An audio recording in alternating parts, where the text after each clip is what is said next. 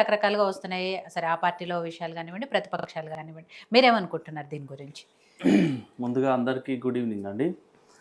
ఈరోజు కాంగ్రెస్ పార్టీ 18 నెలలు అయిపోయింది ఇప్పటికీ అధికారంలోకి వచ్చి. వాళ్ళు కనీసము పిసిసి కార్యవర్గాన్ని ఏర్పాటు చేయడంలో తాత్సారం చేస్తున్నారు. అదే రకంగా మంత్రి పదవులను నింపడంలో కూడా ఎందుకు ఈ రకమైనటువంటి ఉదాసీన వైఖరి చేస్తున్నారో, నిర్లక్ష్యం చేస్తున్నారో అర్థం కావడం లేదు. మేడం, ఒక చిన్న ఎగ్జాంపుల్ చెప్తాను ఈ సందర్భంగా. ఈరోజు బస్సుకు డ్రైవర్ లేకపోతే, ఆ డ్రైవర్ లేకుండా బస్సు ఏ రకంగా నిలిపి ఉంటుందో అదే రకంగా తెలంగాణ రాష్ట్రంలో మంత్రులు లేనటువంటి శాఖలన్నీ కూడా అదే రకంగా నిర్లక్ష్యపూరిత వైఖరితో ఈరోజు ఉన్నాయి మేడం. అంటే ముఖ్యమైనటువంటి శాఖలు ఈరోజు తెలంగాణ రాష్ట్రంలో విద్యాశాఖ మరియు హోంశాఖ రెండు కూడా ఈరోజు తెలంగాణ రాష్ట్రంలో కమాండింగ్ చేసే వాళ్ళు లేక, దాన్ని పరిశీలన చేసే వాళ్ళు లేక, రివ్యూ చేసే వాళ్ళు లేకపోవడం కారణంగా 18 నెలల నుంచి తెలంగాణ రాష్ట్రంలో ఈ రెండు శాఖలు అస్తవ్యస్తంగా తయారైపోయినటువంటి పరిస్థితి. రెండు శాఖలు ముఖ్యమంత్రి గారి దగ్గరే ఉన్నాయి. ఆయన మేడం ఒక రోజుకు 18 గంటలు పనిచేస్తున్న ముఖ్యమంత్రి అని చెప్తున్నప్పుడు రెండు బస్సులను ఒకటే డ్రైవర్ నడుపుతాడా మేడం? మీరు చెప్పండి. ఇప్పుడు ఆయన కాడ 10 శాఖలు ఉన్నాయి, ముఖ్యమంత్రి గారి దగ్గర 10 శాఖలను ఆయన చూడగలుగుతాడా ఒకటే వ్యక్తి? ఏ రకంగా సాధ్యమవుతుంది అది? అందుకని నేను ఏమంటున్నా, బస్సు డ్రైవరు లేకపోతే ఏ రకంగా అయితే బస్టాండ్లో అట్లే ఉంటుందో అదే రకంగా ఈరోజు శాఖలకు మంత్రులు లేకపోవడం వల్ల ఆ యొక్క శాఖల యొక్క పరిపాలన వ్యవస్థ అంతా కూడా అస్తవ్యస్తంగా తయారైపోయింది. ఈయన ముఖ్యమంత్రి గారు మరియు ఉప ముఖ్యమంత్రి తర్వాత కొంతమంది మంత్రులు మాటి మాటికి ఢిల్లీ పర్యటన పోయిస్తున్నారు. తర్వాత ముఖ్యమంత్రి స్వయంగా చెప్తున్నాడు, నేను ఢిల్లీకి 100 సార్లు అయినా పోతా, పో స్వామి, మేమేమో వద్దంటలేము, మంచిదే, రాష్ట్ర అభివృద్ధి కోసం సమాఖ్య వ్యవస్థలో మీరు రాష్ట్రాలు కేంద్రంతో కలిసి పనిచేయడం కోసం పోతా అంటే మంచిదే. కానీ పోయిన ప్రతిసారి 44 సార్లు 45 సార్లు ఇప్పటికే 18 నెలల పోయిర్రు. ఇన్ని సార్లలో మీరు ప్రతిసారి ఏఐసిసి ఆఫీస్కి పోతున్నారు, సోనియా గాంధీ గారిని కలుస్తున్నారు, రాహుల్ గాంధీని కలుస్తున్నారు, మల్లికార్జున్ ఖర్గేని కలుస్తున్నారు, కేసీ వేణుగోపాల్ని కలుస్తున్నారు. మరి రాష్ట్రానికి సంబంధించినటువంటి అనేక రకాలైనటువంటి సమస్యల మీద మీరు ఏం మాట్లాడుతున్నారు, ఏం చేస్తున్నారో మాకైతే అర్థం కావడం లేదు. 18 నెలల నుంచి పెండింగ్లో పెట్టిర్రు.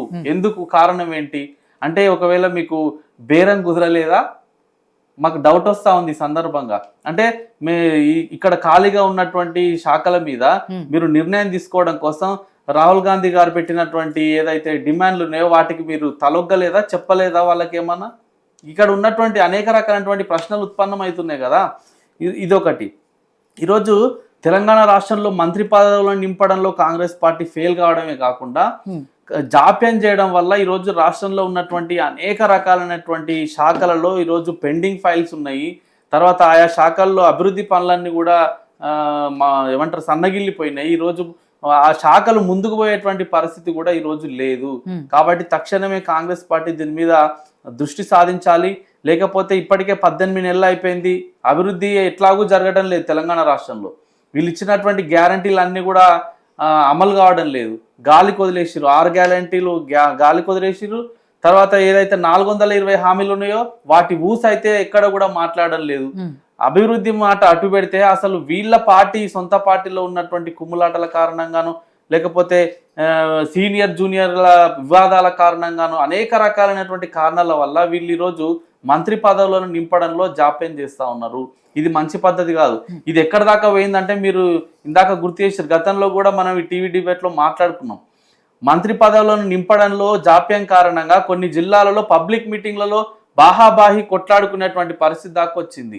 మీరు చూసిరు కదా, నల్గొండ జిల్లా అయితేనేది, ఆదిలాబాద్లోనే అయితేనేది, మిగతా జిల్లాలలో మేమంటే మేము ముందు వరుసలో ఉన్నామని చెప్పేసి వాళ్ళు ముందుకొచ్చి అనేక రకాలైనటువంటి తీవ్ర పదజాలంతో మాట్లాడే పరిస్థితి, కార్యకర్తలను రెచ్చగొట్టేటువంటి పరిస్థితి, ఇట్లాంటి ఇబ్బందికరమైనటువంటి వాతావరణాన్ని కాంగ్రెస్ పార్టీలో ఉన్నటువంటి వాళ్ళు ప్లస్ అధిష్టానం ఎందుకు ఈ రకంగా ప్రయత్నాలు చేస్తున్నదో మేము చూసినాం కదా.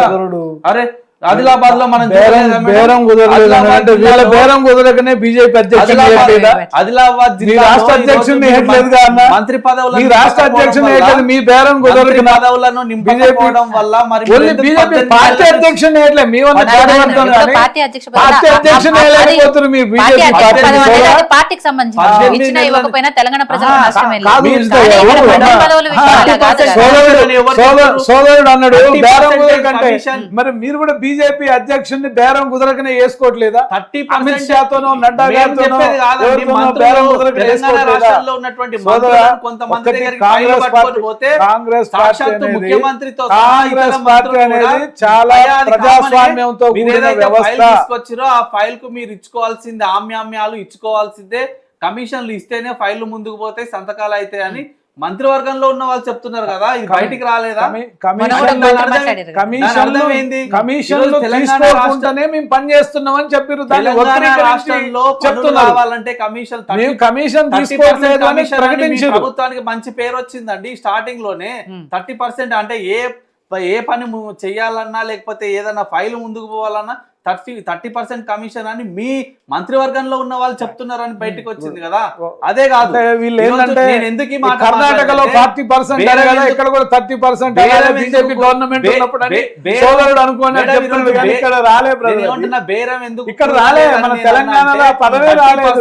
కమిషన్ అని మీ ప్రభుత్వానికి మంచి పేరు వచ్చింది కదా. ఒకవేళ ఢిల్లీలో కూడా దీనికి సంబంధించి ఏమన్నా మీరు ఆ చర్చల విషయంలో విఫలమవుతున్నారా, పదే పదే దాన్ని వాయిదా వేస్తున్నారా అనేటువంటి అనుమానం ప్రజల లోపల, ఇతర పార్టీల లోపల ఉన్నది. ఒకటే